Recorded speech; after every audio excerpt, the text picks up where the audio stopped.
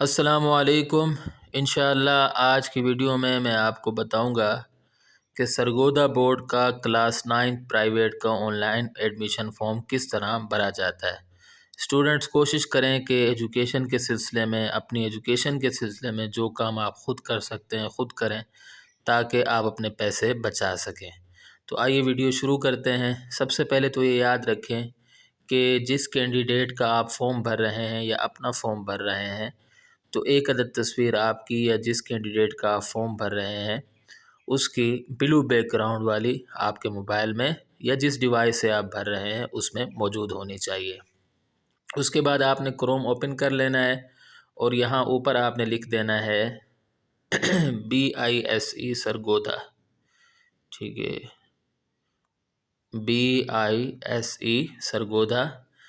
और यहाँ से आप सरगोदा को सेलेक्ट कर लेंगे और उसके बाद जो पहली लिंक है इसको आपने ओपन कर देना है।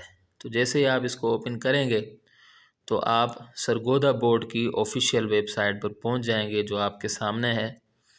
और इसमें से आप जो है नीचे चले जाएं और आपको जाना है यहाँ से यूज़फुल लिंक्स में, जैसा कि आप देख रहे हैं। और यहाँ से आप सेलेक्ट करेंगे click here to download admission of matric first annual examination 2025 को आप कर देंगे सेलेक्ट। तो जैसे ही आप सेलेक्ट करेंगे तो आपके सामने एक न्यू पेज ओपन हो जाएगा और इसमें से आपने जो दूसरा है click here for private online admission form, इसको आप सेलेक्ट कर लेंगे, ठीक है। और फिर आपके सामने एक दूसरा पेज बल्कि एक तीसरा पेज खुल जाएगा और इसमें से आपने ये दो चीज़ें हैं, एक तो ऑलरेडी अपीयर्ड वाला है, ये नहीं बल्कि आप इसको सेलेक्ट कर लें नोट अपीयर्ड ऑलरेडी पर, ठीक है। और इसमें आपके सामने ये तीन चीज़ें हैं, आप इसमें से जो नीचे वाला है सबसे 9th ओनली एडमिशन, इसके ऊपर आप प्रेस करेंगे और फिर उसके बाद ये आपके सामने पूरा फॉर्म है, ये आपको भरना है। तो आप सबसे पहले ऐसे करें कि चूज़ फाइल में जाकर जो इमेज है उसको आपको सेलेक्ट करना पड़ेगा। जैसे मैंने आपसे अभी अर्ज़ किया था कि एक तस्वीर आपकी या जिसका आप फॉर्म भर रहे हैं उसकी होनी चाहिए। तो मैं तो यहाँ से कोई सी भी तस्वीर ले लेता हूँ, लेकिन आपने बिल्कुल जो परफेक्ट तस्वीर है जो आपकी अपनी है ब्लू बैकग्राउंड वाली वो आपको लगानी है। उसके बाद ये फॉर्म भरना है। तो मैं आपको समझाने के लिए जस्ट डेटा पुट करता जा रहा हूँ। यहाँ कैंडिडेट्स का नेम आएगा, यहाँ फादर्स नेम आएगा, यहाँ कैंडिडेट का बे फॉर्म नंबर आएगा और यहाँ उनके वालिद साहब का NIC नंबर आएगा कैंडिडेट के, और यहाँ से ये डेट ऑफ बर्थ वगैरह है। तो ये आप चलो मैं यहाँ से 2008 कर देता हूँ, बाकी जेंडर मेल कर देते हैं, ठीक है। ये फॉर्म अभी तकरीबन सेव होना शुरू हो गया है। उसके बाद रिलीजन मुस्लिम और नॉन मुस्लिम में से कोई सेलेक्ट करना है, नेशनलिटी पाकिस्तानी, और हिफ्ज़ कुरान किया है तो येस, हिफ्ज़ कुरान नहीं किया है तो नो। इसके बाद स्पेशलिटी है, इसमें अगर कोई माजूरी है तो वो आप लिख लें, नहीं है तो नन कर दें, आमतौर पर नन होता है। ये आपकी बुनियादी मालूमात थी। उसके बाद जो है जैसा कि यहाँ लिखा हुआ है कि यहाँ आपको पोस्टल एड्रेस देना है, घर का पता देना है। तो ये जो पता है ये जो अब्बू के NIC पर, जो कैंडिडेट के वालिद साहब के NIC पर जो एड्रेस है वही लिखना है। तो मैं यहाँ अपने तरीके से मैं ये लिख रहा हूँ, लेकिन आपने इसको बिल्कुल सही सही आपने इसमें एड्रेस लिखना है। मैं ऐसे ही लिख रहा हूँ। उसके बाद यहाँ से लैंडलाइन नंबर, जो टेलीफ़ोन नंबर होता है, ये आप चाहे ना भी लिखें, मसला नहीं है। और ईमेल एड्रेस ये भी अगर आप ना लिखें तो कोई इतना बड़ा इशू नहीं है, लेकिन आपको जो फादर्स का मोबाइल नंबर है वो आपको ज़रूर लिखना है हर हाल में, ठीक है। और लिखना भी आपको कैसे है, आपको इस तरह लिखना है 92 की फॉर्म में, सही है। यानी शुरू में आपको 92 लगाना है, उसके बाद 0 को हटाकर जो आपका नंबर है वो लगाना है। चलो मैं इस तरह इसको लिख लेता हूँ, ठीक है। अच्छा, उसके बाद यहाँ से मीडियम आपको सेलेक्ट करना है, उर्दू मीडियम, आमतौर पर बच्चे उर्दू मीडियम पेपर देते हैं। और यहाँ से आपको ग्रुप सेलेक्ट करना है, यहाँ से कोई साइंस ग्रुप में पेपर देना चाहते हैं तो साइंस ग्रुप लिख लें, ह्यूमैनिटीज़ ग्रुप में यानी आर्ट्स ग्रुप में देना चाहते हैं तो उसको सेलेक्ट कर लें। और आर्ट्स ग्रुप में जो 2 सब्जेक्ट्स होते हैं वो आपको चूज़ करने पड़ते हैं, तो आप इसमें से चूज़ कर दें। फॉर एग्ज़ाम्पल हम इसमें से जो है एक सिविक को चूज़ कर लेते हैं, सिविक्स को, और दूसरा एडवांस इस्लामिक स्टडीज़ को सेलेक्ट कर लेते हैं, ठीक है। उसके बाद आप जो है नीचे चले जाएंगे और यहाँ से ऐड सब्जेक्ट कर लेंगे, तो ये सब्जेक्ट जो है वो ऐड हो जाएंगे, ठीक है। अच्छा जी, उसके बाद यहाँ से लिखा हुआ है कि प्रीफर्ड एग्ज़ाम सेंटर, कि आप किस एग्ज़ाम सेंटर को प्रीफर करते हैं।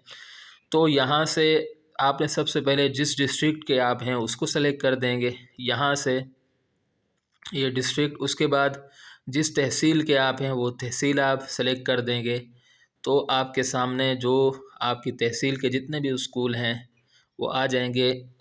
इसमें से आपने कोई सा भी जो आपके घर के करीब है आप उसको सेलेक्ट कर लेंगे, ठीक है। तो वो सेंटर आपने सेलेक्ट करना है जो आपके घर के करीब हो, क्योंकि ताकि आपको ज़्यादा सफ़र ना करना पड़े, और उसूल भी ये है कि आपको अपनी तहसील में ही पेपर देने हैं, ठीक है।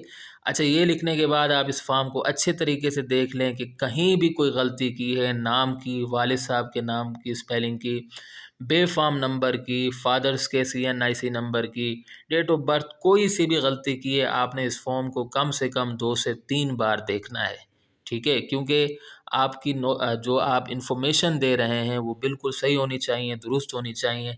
ऐसा ना हो कि आप गलत इन्फॉर्मेशन दे दें। तो क्योंकि दूसरी बात ये है कि जो 9 का फॉर्म भरा जाता है ये फिर आगे जो भी डेटा चलता जाता है वो इसी की बुनियाद पर, जैसे matric, first year, second year, तो बिल्कुल आपने परफेक्ट ये लगाना है ताकि आपको बाद में किसी किस्म की कोई किसी मुश्किल का सामना ना करना पड़े, ठीक है।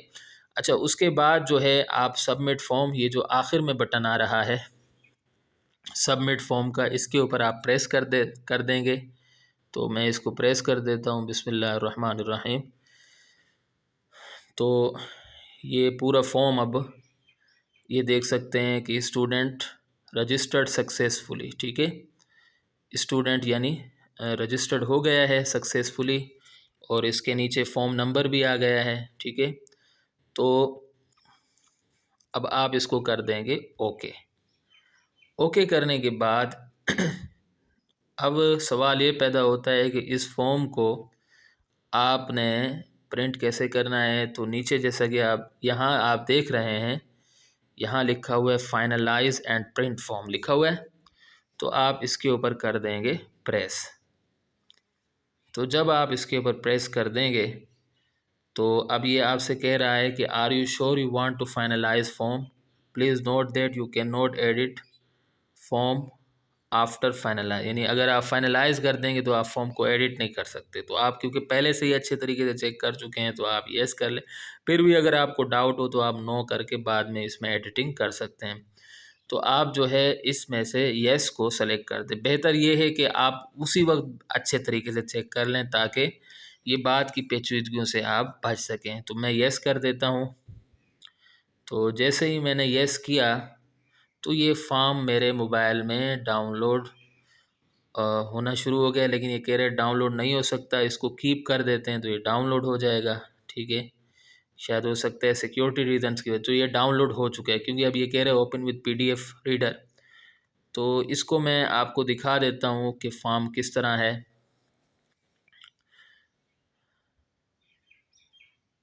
तो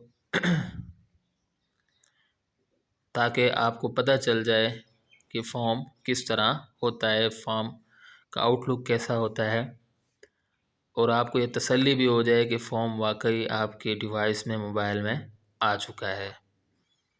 तो जैसा कि आपने देखा है कि ये काम कोई मुश्किल नहीं है, आप ख़ुद ये काम कर सकते हैं।